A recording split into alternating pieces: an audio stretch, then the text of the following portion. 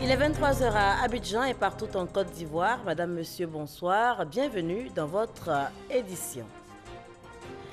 À la une ce soir, les audiences du chef de l'État à Addis Abeba, le président Alassane Ouattara, a échangé ce samedi en marge du 30e sommet de l'Union africaine avec le ministre marocain des Affaires étrangères, de la coopération internationale, les présidents de la Guinée-Bissau et du Togo, Faure Gnassingbé, par ailleurs président en exercice de la CEDEAO. Le Premier ministre ivoirien poursuit sa mission en France. Amadou Gon Coulibaly a été reçu hier vendredi à Matignon. Le renforcement de la coopération entre la Côte d'Ivoire et la France était au cœur des échanges. Et plus forte mortalité de volailles à Aniby-le-Cros. Nous en parlons également dans ce journal. La direction départementale des ressources animales et halieutiques rassure, il ne s'agit pas de grippe aviaire. Depuis le mois de novembre 2017, les éleveurs sont confrontés à un fort taux de décès de volailles. On en parle donc dans quelques instants. Mais avant, je vous le disais en titre, on parle des audiences du chef de l'État à Addis Abeba. Le président Alassane Ouattara a échangé ce samedi en marge du 30e sommet de l'Union africaine avec le ministre marocain des Affaires étrangères et de la coopération internationale. Il a également échangé avec les présidents de la Guinée-Bissau, José Mario Vaz, et du Togo, Faure Gnassingbé, qui également est président en exercice de la CEDEAO. On voit tout cela avec Awa Touré. Le président de la République, Alassane Ouattara, dans le cadre des concertations d'avant-sommet, a échangé avec son homologue togolais, Faure Gnassingbé, par ailleurs président en exercice de la CEDEAO. Des concertations pour harmoniser les points de vue sur les grands sujets d'actualité. L'occasion aussi pour les deux chefs d'État de faire un tour d'horizon des questions liées à l'intégration sous-régionale. Autre personnalité reçue par le président Alassane Ouattara, le président de la Guinée-Bissau, José Mario Vaz. Le développement des échanges commerciaux dans l'espace CEDEAO et le renforcement de la coopération entre la Côte d'Ivoire et la Guinée-Bissau sont entre autres les dossiers abordés au cours de cet entretien. Les relations entre le Maroc et la Côte d'Ivoire sont solides. Le ministre marocain des Affaires étrangères et de la coopération internationale, porteur d'un message du roi Mohamed VI, est venu le réaffirmer au président Alassane Ouattara. Sa Majesté le Président entre le Maroc et la Côte d'Ivoire, c'est une relation singulière, c'est un partenariat solide et toutes les occasions sont bonnes pour échanger, pour se concerter, pour coordonner. Et c'était une autre occasion. J'ai eu l'honneur d'écouter les analyses et les conseils de son Excellence par rapport à un certain nombre de questions régionales et continentales.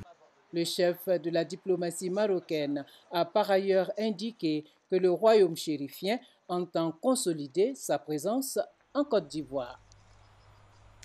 Et on poursuit en images. Le président de la République, Alassane Ouattara, a pris part ce samedi 27 janvier, dans la soirée, à Addis Abeba, à une session extraordinaire de la conférence des chefs d'État et de gouvernement de la CEDEAO. C'était au siège de l'Union africaine. Le chef de l'État et ses pairs de la sous-région ouest africaine ont évoqué les sujets à l'ordre du jour du 30e sommet de l'Union africaine, avant donc de plancher sur les mécanismes d'installation du nouveau président de la commission de la CEDEAO.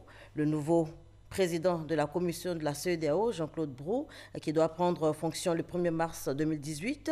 Le fonctionnement de la communauté économique des États de l'Afrique de l'Ouest était également à l'ordre du jour de ce sommet extraordinaire. Hier, 26 janvier 2018, la République de l'Inde célébrait son 69e anniversaire. Ici à Abidjan, le vice-président Daniel Kablan-Duncan a honoré de sa présence l'événement commémoré donc à l'ambassade de l'Inde. Viviane Aimé y était. Le 69e anniversaire de la République de l'Inde, État fédéral composé de 29 États fédérés, a été fêté ce vendredi 25 janvier à la résidence de l'ambassadeur Raghu Tahali Ravendra. De nombreux invités, membres du corps diplomatique, fonctionnaires du gouvernement, amis, sont venus célébrer l'événement avec les citoyens indiens résidant en Côte d'Ivoire.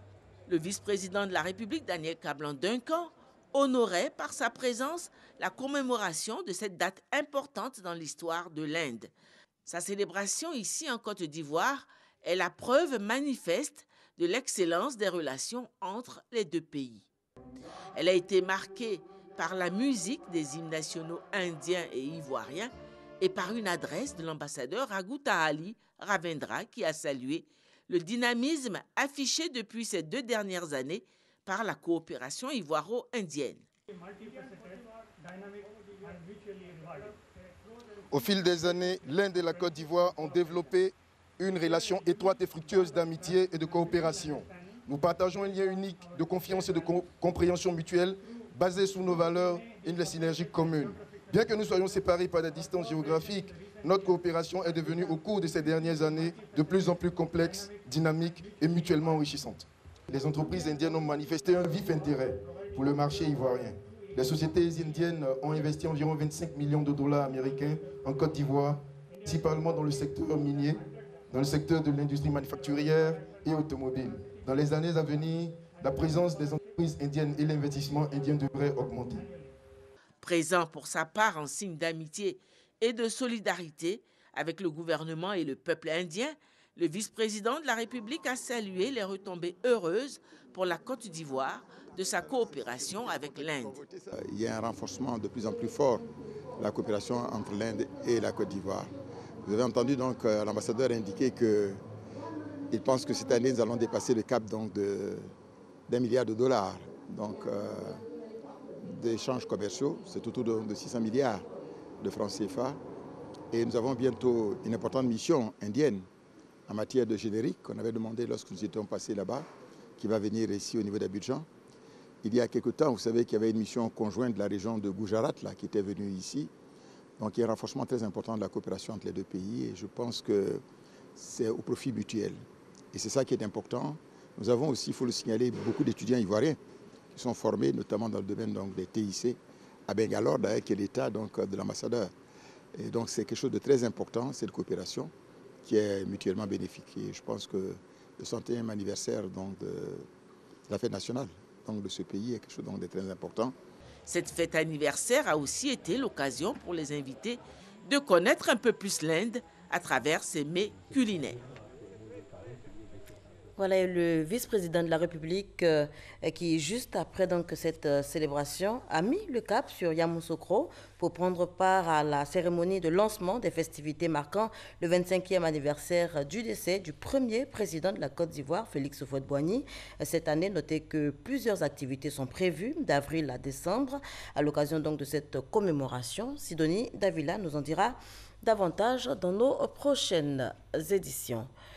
Le Premier ministre ivoirien poursuit sa mission en France. Amadou Gon Coulibaly a été reçu hier vendredi à Matignon. Le renforcement de la coopération entre la Côte d'Ivoire et la France était au cœur des échanges. Adama Koné, envoyé spécial. Séjour français très diplomatique pour le Premier ministre ivoirien Amadou Gon Coulibaly.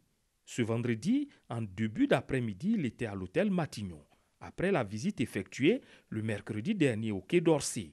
Le Premier ministre et son homologue français, Édouard Philippe, ont passé en revue l'état de la coopération entre les 2 pays. Des dossiers comme celui du métro d'Abidjan et la question de l'immigration ont fait l'objet de leur entretien, qui a duré 30 minutes. À Matignon, le Premier ministre Amadou Gon Coulibaly était accompagné des ministres de l'économie et des finances, Adama Koné, et des infrastructures économiques, Amédée Kwaku Kofi, et du conseiller spécial du président de la République, Abdraman Cissé. Et avant sa mission à Paris, le chef du gouvernement ivoirien Amadou Gon Coulibaly était à Davos où il prenait part au Forum économique mondial, une participation qui porte déjà ses fruits. 132 milliards de francs CFA sont annoncés pour le financement des secteurs de la santé et de l'énergie. Coopération Côte d'Ivoire-Tunisie vers une relance, une meilleure stratégie de développement. Une délégation du réseau de la Chambre des experts européens pour le développement du Maghreb y travaille. Elle a effectué récemment une mission en Côte d'Ivoire. On fait le point avec Cissé Ibrahim et Jean-Louis Bambou. 20 centres de santé verront le jour d'ici à 2020. Des écoles et infrastructures socio-économiques seront réhabilitées. C'est l'annonce faite par le réseau des chambres des experts européens, département Afrique de l'Ouest, RCEDAO. Le réseau recevait une délégation d'experts venus de la Tunisie, la Turquie, la Libye, la Suisse et la France. Cette délégation a pu découvrir le mode de fonctionnement et les différentes réalisations faites par la représentation ivoirienne du RCEDAO. Rechercher des partenaires pour la mise en œuvre de projets de développement, tel est le but visé par le département Afrique de l'Ouest de la Chambre des experts européens. Le domaine d'activité BTP, transport, l'agriculture, il y a l'élevage, il y a la construction. Vous savez, la Côte d'Ivoire est en plein essor relatif aux logements sociaux. Et donc, ils sont venus, c'est pour accompagner les entrepreneurs ivoiriens pour qu'ils puissent mettre à jour leurs projets. Pour les visiteurs, cette tournée en Afrique permettra de mettre en place plusieurs mécanismes efficaces de développement. Des migrants qui sont éparpillés, ils ne savent pas, ils sont désorientés. Donc on va leur changer le cap. Revenez en Afrique, vous n'allez pas vous noyer dans la Méditerranée. Revenez en Afrique, s'investir en Afrique, il y a du travail, il y a du boulot, il y a de l'avenir. Pendant 3 jours, ces experts tunisiens, turcs, français, suisses et libyens rencontreront plusieurs chefs d'entreprise et investisseurs ivoiriens avant de poursuivre leur mission au Bénin. On change complètement de sujet à présent. Forte mortalité de volailles à Agnibi-les-Cros. La direction départementale des ressources animales et halieutiques rassure, il ne s'agit pas de grippe aviaire. Notez que depuis le mois de novembre 2017, les éleveurs sont confrontés à un fort taux de décès de volailles. On en parle avec Konaté Moussa. Sous ses yeux, cet éleveur voit une de ses pondeuses agonisant. D'autres poules malades dans cette ferme à Assikasso, situé à 5 km d'Agnibi-les-Cros, sont éloignées des cages. Vous voyez ce poulet par exemple, il a atteint de la peste. Donc il faut l'isoler pour l'égorger, pour ne pas que ça contamine les autres poulets en cage. Depuis le mois de novembre à ce jour, Agnibi-les-Cros, zone de grande production avicole, enregistre une forte mortalité de poulets. Dans les fermes, installées pour la plupart hors de la ville, de nombreux cas sont signalés dus à des maladies de volailles causées par le vent sec de l'harmattan. Avec l'harmattan, les sujets ne mangent pas bien. Parce que là, il y a le brouillard qui les fatigue. Ici, par exemple, nous sommes, voilà, la poussière. Ici, nous sommes dans une zone où il y a de l'eau autour de nous. En plus de l'eau, il y a des champs de teck et véa, des champs d'anacade. Ça fait que la fraîcheur est très forte. Donc, quand on sort à 2 h du matin pour allumer nos lumières, pendant 30 minutes, nos sujets sont encore regroupés. Elle ne commence à manger qu'à partir de 3 h. Et c'est à partir de 6 h, voilà, qu'elle s'alimente très bien. Voilà, c'est ce ralentissement qui est dangereux. Dans la ville, c'est l'inquiétude. Les populations craignent le pire. Mais la direction départementale des ressources animales et halieutiques rassure, il ne s'agit pas de grippe aviaire. Chaque année, nous avons des mortalités à cause du vent. Et cette année, ça n'a pas échappé, c'est pratiquement les mêmes pratiques. Et donc les mortalités aujourd'hui, c'est ce que je dis, ce n'est pas des mortalités qui sont dues à une autre maladie. C'est des maladies chroniques, des respiratoires chroniques, voilà, qui s'est répandue à cause de la mauvaise pratique des grippes. Non, ce n'est pas la grippe aviaire parce que pour le moment, tous les tests qui ont été faits, il n'y a pas eu de cas. Rien n'a été confirmé. À l'heure actuelle, on note une forte baisse des cas de poulets malades grâce aux actions de l'équipe de surveillance mise sur pied pour assurer le contrôle dans les fermes et dans les marchés. L'accent est mis sur les mesures d'hygiène. Et comme la biosécurité n'est pas de mise, à Agnibi-les-Cros, on a un problème de biosécurité, les élevages, sincèrement, ne sont pas sécurisés. Et on a beau donner des conseils aux éleveurs, mais la biosécurité n'est pas suivie. Et c'est ce qui fait que pendant les fêtes, il y a des commerçants qui viennent pour acheter de la volaille, pour acheter des œufs, et ils tournent sur les mêmes élevages. Ça dit un éleveur qui vient, un client qui vient pour acheter de la volaille, s'il a bien de 3000 volailles, il va tourner sur plusieurs élevages pour pouvoir collecter ce dont il a besoin pour pouvoir aller vendre. Pendant qu'il sillonne les élevages, il n'y a aucune mesure de biosécurité. Donc s'il prend une maladie dans la ferme A, il va la propager un peu partout. L'élevage de poulets demeure la principale activité dans cette localité de l'Est de la Côte d'Ivoire. Plus de 450 fermes sont recensées et exercent officiellement.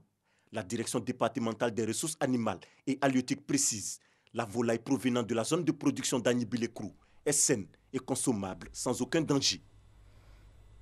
Voilà qui est clair. Dans le cadre de la lutte contre le paludisme, le Fonds présidentiel américain compte octroyer 12,5 milliards de francs CFA à la Côte d'Ivoire.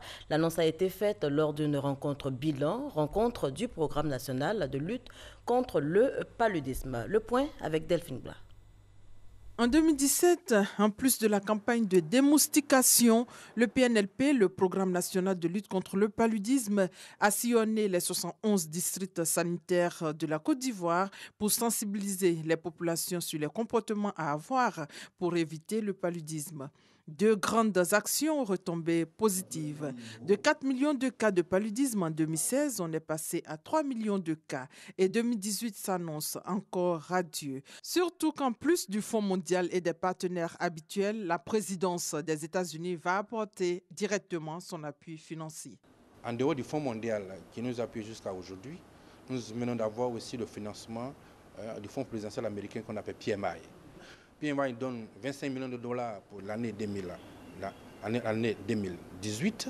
En plus de la distribution gratuite du traitement antipalustre aux femmes enceintes et la moustiquaire imprégnée aux enfants, la lutte contre le paludisme va prendre en charge gratuitement les maladies intégrées de l'enfant. Avec ces 2 partenaires, nous allons passer à échelle et surtout la prise en charge des maladies intégrées de l'enfant, c'est-à-dire la prise en charge de la diarrhée, de la pneumonie et du paludisme. Cette année aussi, pour maximiser la lutte contre le paludisme, le ministère de la Santé et de l'Hygiène publique entend travailler en collaboration avec des ministères comme celui en charge de la salubrité. Rappelons que cet atelier bilan du PNLP a réuni pendant 3 jours ministère de la Santé, sous-bénéficiaires ainsi que les partenaires à la lutte contre le paludisme. Et toujours dans le domaine de la santé, lancement de la campagne de vaccination contre la rougeole et la tuberculose à Tout-le-Pleu, campagne entièrement gratuite, précise la ministre de la Santé, Raymonde Goudou-Kofi, qui a procédé au lancement de l'opération. Notez que plus de 13 millions d'enfants de 9 mois à 14 ans sont visés par cette campagne qui va s'étendre du 26 janvier au 4 février 2018. Avoué.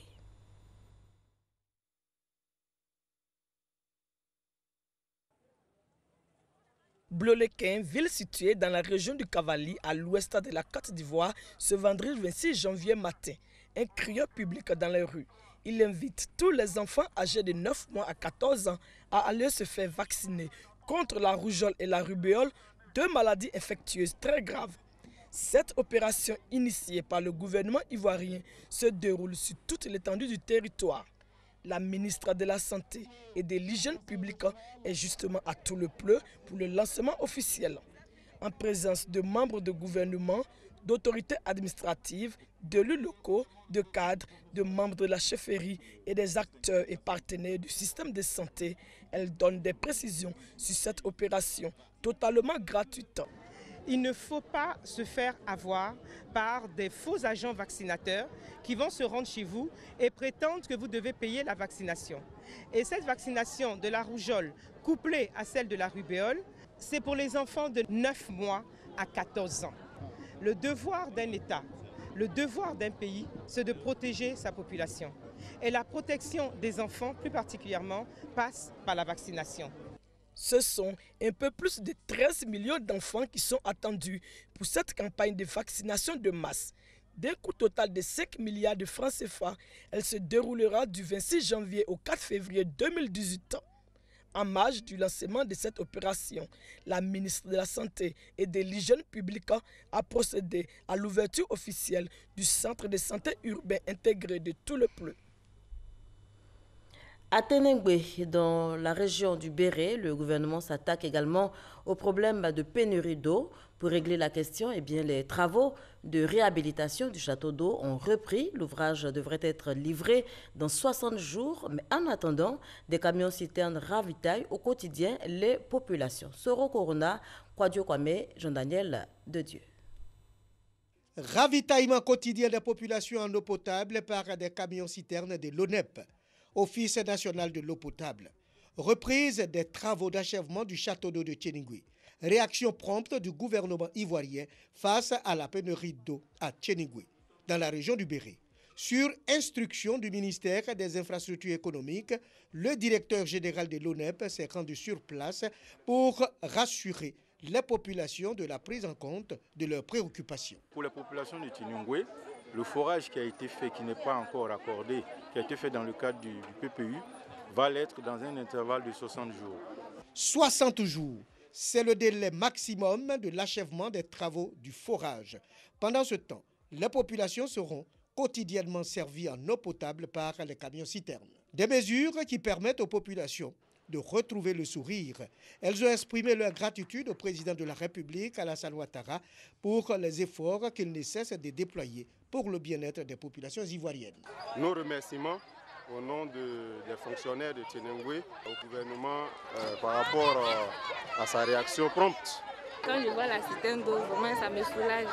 Ça va me permettre de faire un peu le ménage. Le chef de la délégation a aussi annoncé le programme Eau pour tous, un projet qui viendra résorber les déficits de production en eau potable sur le plan national et corriger les dysfonctionnements des réseaux de distribution existants. Le problème du Béré est un problème qui est pris en compte à travers donc, le programme d'eau pour tous prôné par le gouvernement et qui va se mettre en route.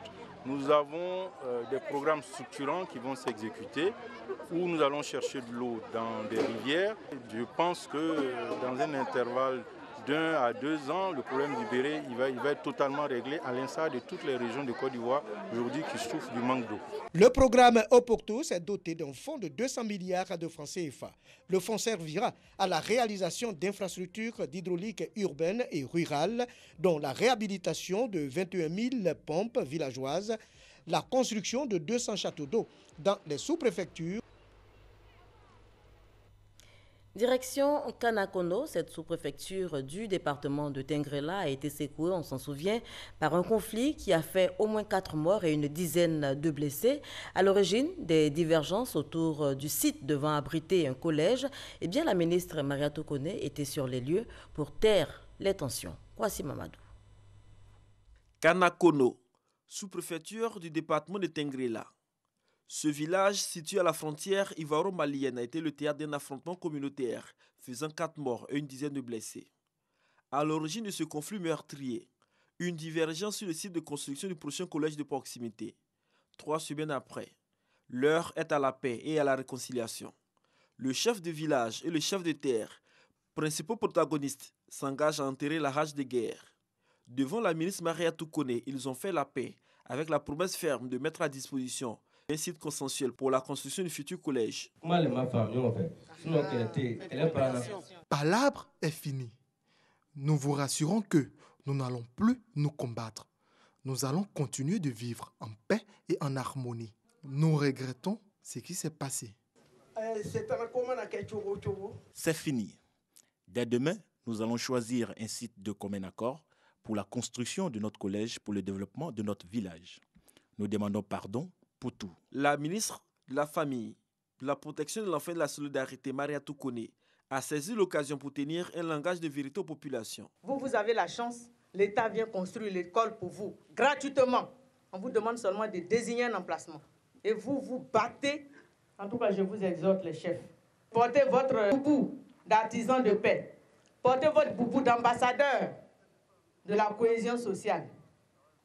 Et finissez ces palabres qui ternissent l'image de Kanakono.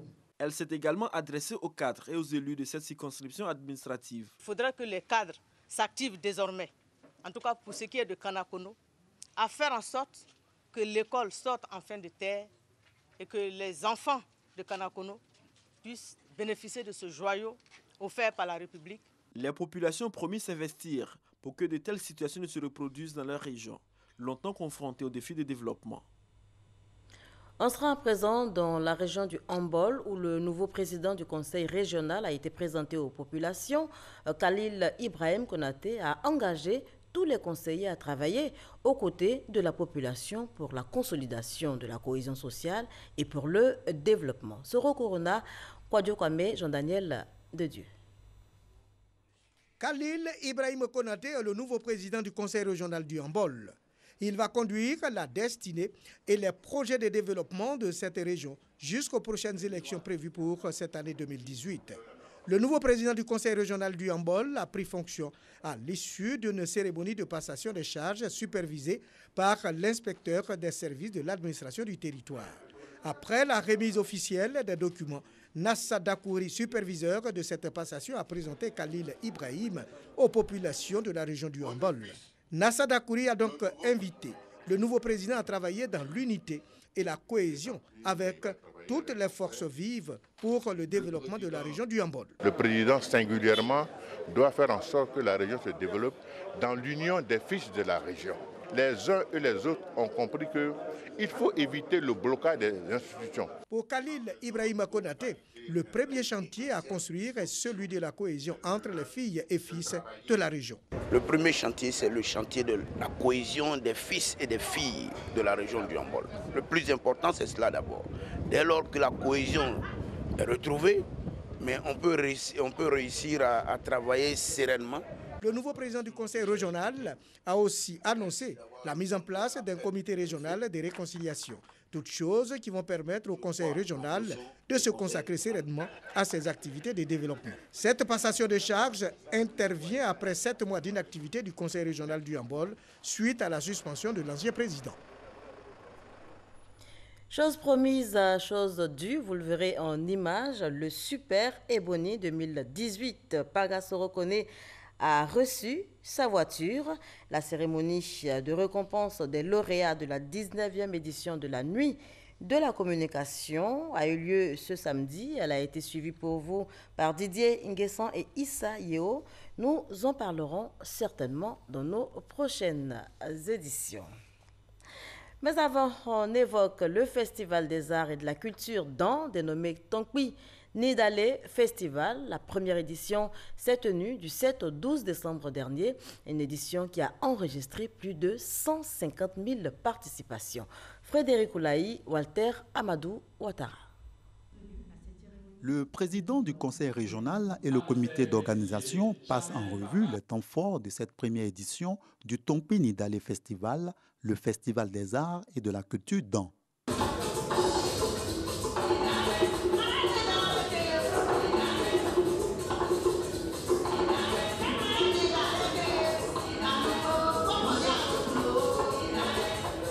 Colloque, marche pour la paix, concours de beauté, défilé de mode, concours culinaire, entre autres, étaient au rendez-vous.